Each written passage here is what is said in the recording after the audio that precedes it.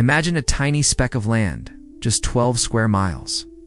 Sitting in the warm embrace of the Caribbean Sea, it's smaller than Central Park, with a population smaller than your average college campus. Yet this island pumps more money through the global financial system than entire nations. The secret isn't oil, it's not tech, and it's definitely not tourism. It's secrecy. It's the world of tax havens.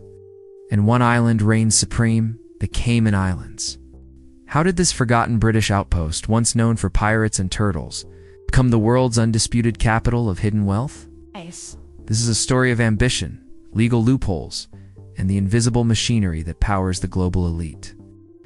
Our story begins in the shadows of empire. It's discovered by Christopher Columbus in 1503 and named Las Tortugas for its endless sea turtles. The Caymans were little more than a pirate haunt and a hunting ground for centuries. There was no fresh water, no real agriculture, just treacherous reefs that shredded ship hulls. Earning them the nickname the Islands of Disaster, Britain eventually claimed them in 1670 as a dependency of Jamaica. But they remained a total backwater, home to a few hundred hardy fishermen who salted turtle meat for export. The early economy was fueled by slavery until its emancipation in 1834, which left freed black Caymanians and white descendants scraping by in poverty. For over a century, life was tough. But then, World War II changed everything. American servicemen flooded in to build airstrips and radar stations. This new infrastructure brought the first trickles of tourism, which soon became a flood. By the 1950s, the island's pristine beaches were drawing the wealthy from Miami. But paradise needed cash, the turtle trade was dying, and a new savior was on the horizon: banking. In 1960, Caymanians voted for self-government under the British Crown, overseen by a governor with veto power. That governor was a man named Jack Harrop, a sharp colonial administrator who saw incredible potential in the reefs, not for sinking ships, but for attracting money. The spark that ignited the financial fire came in 1962. Harrop convinced London to do something radical: scrap all direct taxes. No income tax, no capital gains tax, no corporate tax. Zero, nothing. The only revenue would come from import duties and stamp fees. This was revolutionary. Most British colonies taxed their populations heavily to fund the empire. The Caymans flipped the script entirely, and the banks followed. The first, Barclays, arrived in 1964. Why here? The island's new secrecy laws shielded depositors' identities completely, and the lack of exchange controls meant money could flow in and out without friction. Even a natural disaster couldn't stop the momentum. When Hurricane Charlie wrecked homes in 1966, it didn't wreck the vision. Investors poured in to rebuild, but their eyes were on a much bigger prize. The 1970s turbocharged the transformation. Oil shocks rocked the global economy, sending trillions of petrodollars sloshing around the world, all looking for a safe, secret home. The number of banks in the Caymans exploded from just a handful to over 100. By 1976, bank deposits hit $1.5 billion. Then came the mutual fund revolution. Under the leadership of Premier James Michel, the Caymans pioneered something called exempted companies. These were firms that answered to no one but their shareholders, making them effectively invisible to foreign tax authorities. There were no public registries, no questions asked. Wall Street absolutely loved it. The number of hedge funds domiciled in the Caymans ballooned. Today, over 80% of the world's hedge funds call the Cayman Islands their legal home. Of course, this much secrecy invited scandal. The 1980s saw the spectacular collapse of the Bank of Credit and Commerce International, which had laundered billions through Cayman shell corporations. Infamous insider trader Ivan Bosky also hid his illicit profits here.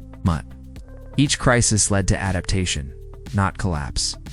After the 9/11 attacks, under intense pressure from the United States, the Caymans blacklisted terrorists and significantly tightened their anti-money laundering rules. They were learning to walk the fine line between secrecy and legitimacy. What about the 2008 financial crash? The Caymans didn't just survive, they thrived. Lehman Brothers, the epicenter of the meltdown, had funneled over $100 billion through its Cayman entities before it imploded. Why? The magic of ring fencing. Assets parked in Cayman vehicles were legally protected from the parent company's collapse, which actually helped fuel the bailouts. By 2010, Bank deposits in the Caymans had topped $1.5 trillion, more than all of Switzerland's legendary banks combined. When you peel back the layers, you see a masterpiece of economic engineering. The zero tax policy lures corporations from around the globe.